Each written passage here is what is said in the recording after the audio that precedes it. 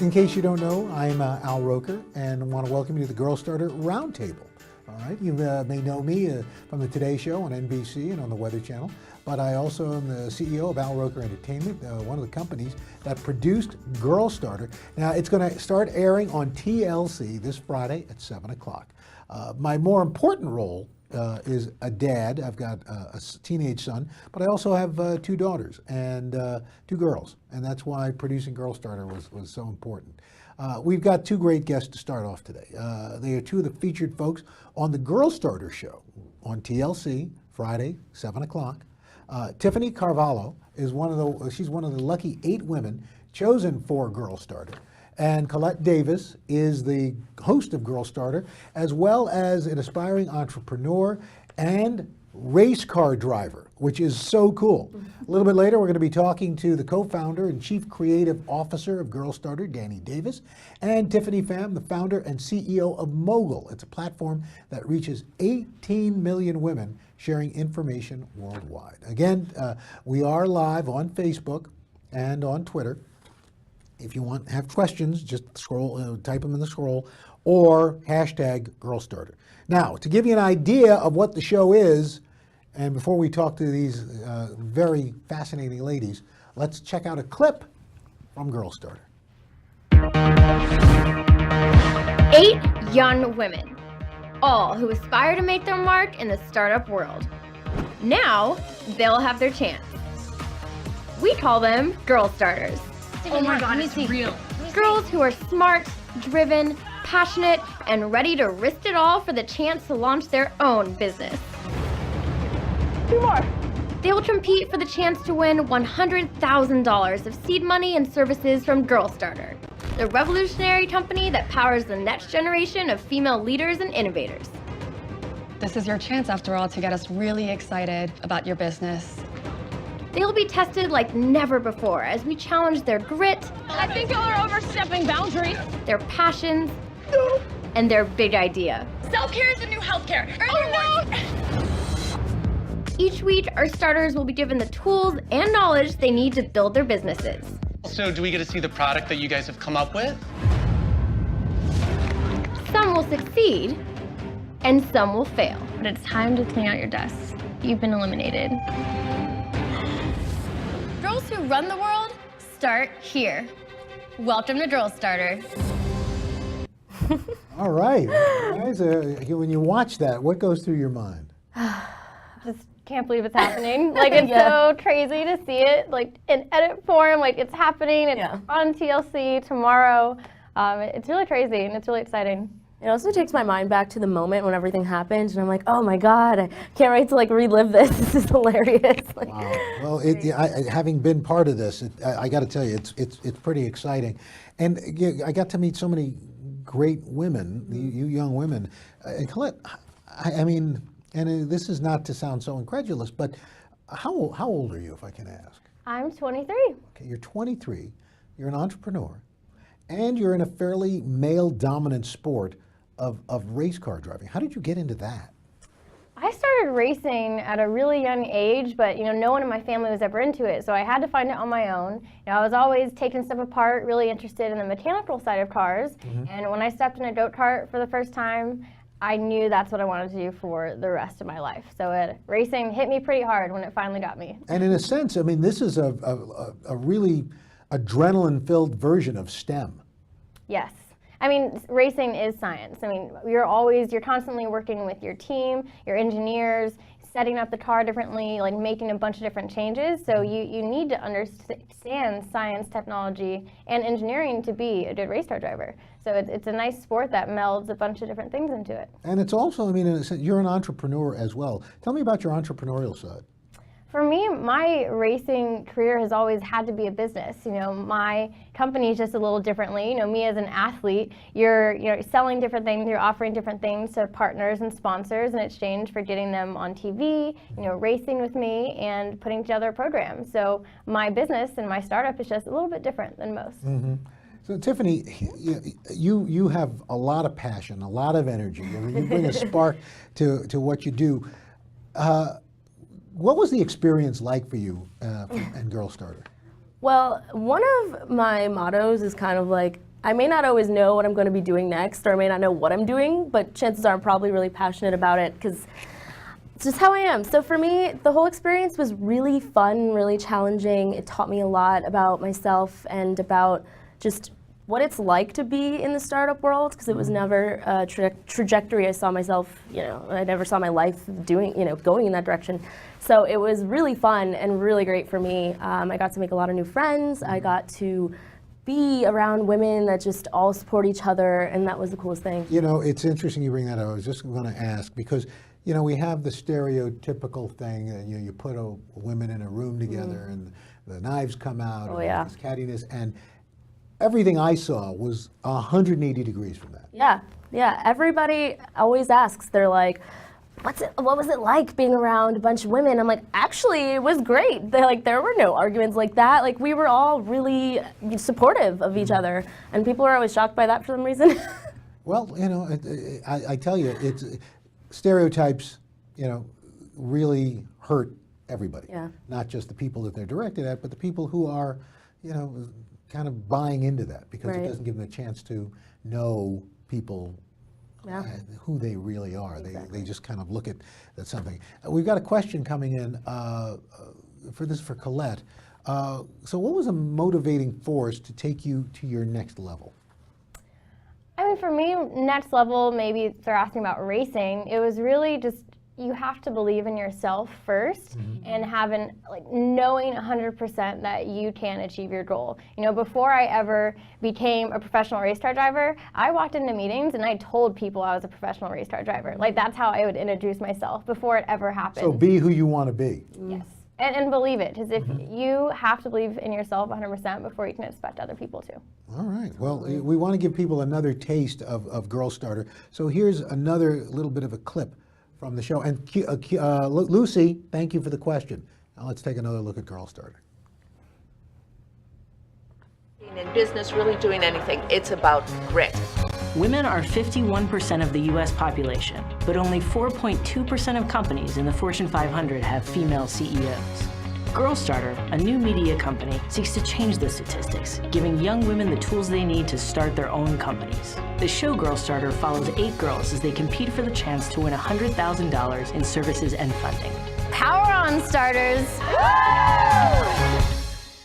I got to tell you, as a producer, but even as the father of 2 girls, this was just really a labor of love. And I think one of the things you really should do, you check out girlstarter.com. We've got bonus content. There's a Girl Starter curriculum, and we've even got Girl Starter GIFs or GIFs. I never quite know whether it's a GIF or a GIF. What the heck is it? But they're created by Giphy or Jiffy. I guess Jiffy would be like the popcorn. Giphy, it's probably Giphy. That's what I'm going with. I'm going to go with Giphy. All right. Well, by the way, and as you can see there, we are really excited to have 2 women here who are really instrumental in this show. Dani Davis is the Chief Creative Officer of Girl Starter, LLC. And Tiffany Pham is the founder and CEO of Mogul, which I like the sound of that. It's the Mogul. I like that. So, Dani, where did this come from? How did this get started? This started with a friend of my son, my friend Noah's friend Julia Collins. She was 16 at the time, and I brought her to an event I was hosting for my university on Women in Venture. And Julia approached me at the end of the event and said, Dani, I think you're all having this conversation too late, and if you want to make a change and bring more women into business venture, you're going to have to start while they're my age, while they're moldable.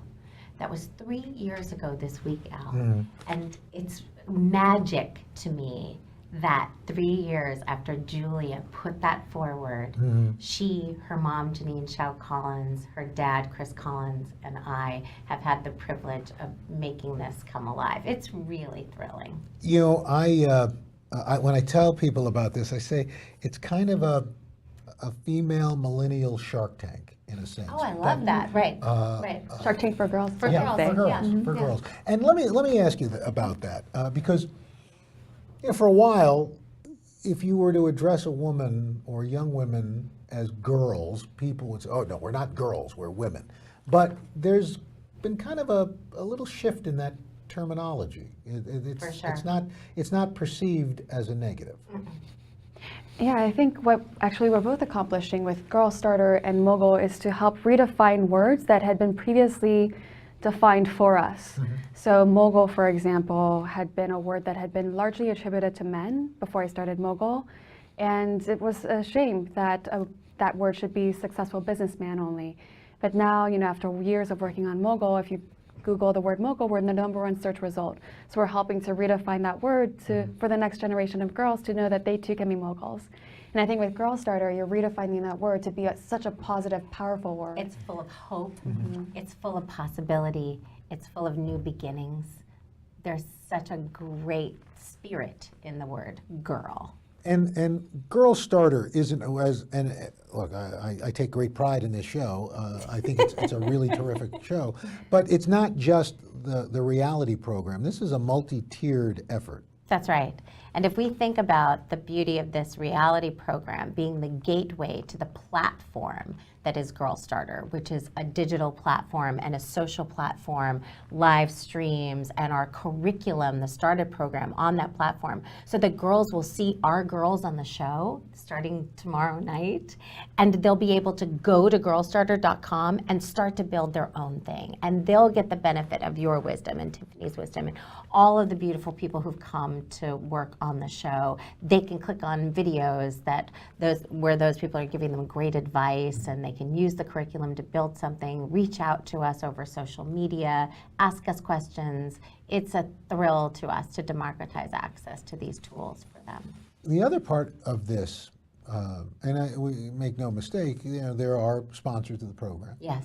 But what I find fascinating, and having watched this from the ground up, is that unlike a lot of times with branded entertainment or entertainment that has sponsors, the sponsor, okay, this is my message, this is what I want to do, and that's not what happened here with the folks who helped present this. We call them Girl Starter moments. What happened was all of these amazing partners, Staples, AT&T, Vera Bradley, Visa, Microsoft, Claire Boone, they all came to bear on the work we were doing and said, how can we help teach and inform this generation around best business practices, right? And then knowing they wanted to reach them in an authentic manner, the combination of how can we help and we want to reach them was a beautiful alchemy, right? And so you'll see on the show these opportunities where the executives from these companies work directly with our girls and bring incredible insight, you know, on amazing business opportunities. It was you're right, Al, this was a great and powerful way to integrate people. And what was so amazing was that behind the scenes, you know, they would come onto the show and aim to deliver in one way in terms of support. But by the time they participated and worked with the girls, they got so passionate and so involved that then their plans for even further support suddenly, you know, inspired them to want to provide even more and more. That was, and we called them Girl Starter moments, and they were happening all the time. And you're right, we were in the green room, and someone from the company would say, "This was amazing," and it was a constant "and," which just tells us how important a movement this is, right? We're all ready for this. Yep. We're ready to make it happen. So Tiffany, how did you start your business? Well, I started my business actually as a young girl at age 14. I came up with the idea because my family had been in media for many generations, working to provide information access to the world in different ways. All throughout Asia, for example, my great uncle, my grandmother running facets of newspapers, magazines, etc. And so I actually wanted to be like my grandmother growing up because of that. Oh, great. And so I always expected to follow in her footsteps, but it wasn't until I was one day uprooted from Paris, France to Plano, Texas, that I all of a sudden started to really realize that this was my dream, to follow in her footsteps, when I started to have to overcome these challenges of not knowing the English language at age 10 and learning from TV shows instead, and seeing how powerful Probably watched a lot of media. the Today Show. I did. I was watching you growing up. And then, you know, could already see how powerful media could be for learning and education, and that really shaped my early childhood. until one day when I was 14, when my grandmother passed away, and I made a promise to her that day that I would do everything I could to follow in her footsteps, and I would dedicate my life too towards providing information access to the world like she had. So ever since that moment, since I was 14, that's all I've ever worked towards. And so I subsequently ended up applying to Yale and Harvard Business School, saying, please give me a chance. I know I can do this one day, follow in my grandmother's footsteps, create this company for women to empower them and enable them, providing information access. And then for years, I spent years across the media industry with BBC, HBO, CBS. But at nights, I would take on side hustles. Even at CBS, even though I had an important role and it was great as a young executive, leading TV, radio stations, websites, mobile properties, etc. At nights, I would still take on more jobs in order to learn every facet possible to create this company one day. So I took on 2 jobs simultaneously at nights, one of which was with the Vice Mayor of Beijing, partnering with the Beijing government to create a new venture here in the US, bridging cultural gaps between US and China within the media entertainment sphere. And then the third job I had was producing feature films and documentaries, whereby I became one of the producers behind the first North American feature film to ever feature a man with Down syndrome in the lead role, which helped to establish a new standard in the film industry for new talent and new voices. And so by that time, I was in my early 20s, mid-20s at this time, and all of a sudden one day I woke up and found myself on this random list of Forbes 30 Under 30, and all these young women around the world started to write me letters asking how I had these 3 jobs and how could they get these jobs as well, and they wondered if I could give them advice. So I would write them back every single day. I would write back to hundreds of letters, and then it became thousands of letters. And that's when I started to realize that they were telling me these letters were changing their lives, that my advice had helped them. So they wondered if I could write them more. And that's when I came up with the idea for Mogul, that perhaps instead of all this one-on-one behind the scenes, what if we had a platform whereby millions of us could share our obstacles and struggles and challenges and share information and insights amongst each other and become that much better and stronger together. So then the final part was that I'd written a book at that time, From Business Strategy to IT Roadmaps, and it inspired me to teach myself how to code and build the platform myself. So every single night at 3 a.m., I just teach myself Ruby on Rails after all my jobs. And then after a couple of weeks, built the first iteration of Mogul and sent it off, and it became essentially used and accessed by 1 million users within its first week, becoming the fastest growing content platform for women. Oh, you're a real slacker. So you can see why we asked her to be a I would say so. Show. My golly, wow. We got a question from our audience. Karen asking, how did we choose the girls to be on Girl Starter? Oh, that was exciting. So Karen, we had the worst looking flyer that went out last June. It was really horrible looking. And there was basically no information on it out. It went out through organizations working with girls. As my daughter would say, this looks a little sketch. It was a little sketch. It was a little sketch, but it went out anyway. And to business classes, community organizations working with entrepreneurial young women, universities. And in fact, I think it was Tiffany who was here just a little while ago, who when a professor of hers sent her the flyer, Tiffany thought it was a joke and didn't respond. It was that sketch. So that went out last June. However, this year, of course, we'll be able to use our platform and our social channels to encourage. Not quite a sketch. It won't be quite a sketch. Yeah, we like that. Although there is something kind of rogue about it. Yeah, it was kind of sketchy. scrappy startup. That's a scrappy startup. Scrappy startup. Scrappy. Yeah. Here's another question. This one's from Marcia. What's the first thing a girl needs to do to launch a business? Tiffany? Well, I think the first thing she should do is to really just rapidly prototype the idea. Just put the idea down to paper, or if you're a coder, start coding it a little bit. Put it down so that ultimately you have something that you can show to others. You have that idea, get everyone's feedback, start to incorporate that feedback if it makes sense and is aligned with your long-term vision for what you think the business will ultimately accomplish. Let me ask you a question, because one of the things my daughter, my middle girl, we just finished rounds of colleges, and she's picked her college. She wants to go into journalism. And what I've noticed, it seemed like whatever college we were at, coding has become the buzzword in education. Even if you are not going into, and I'd like both of your opinions on this, even if you're not going into, say, a technical field, should girls and boys take coding? I think it's absolutely life-changing as a skill to know how to code, to build a product that can help so many millions of people from just one mind, I think is incredible. So definitely if it's something that they can take it and learn how to code. It definitely changed my life. And I didn't take a class, so you can definitely teach yourself. I used a PDF called Ruby on Rails tutorial by Michael Hartle, and that was the PDF that enabled me to learn everything. Okay, and what do you think? Yeah, and I think coding is a means to solving problems. I think it's now a new tool that we have. If there's a problem in the world and we want to solve it, we can solve it with coding, with technology. And so it's almost like having the skill of another language and having that leg up, right? And that ability to help solve.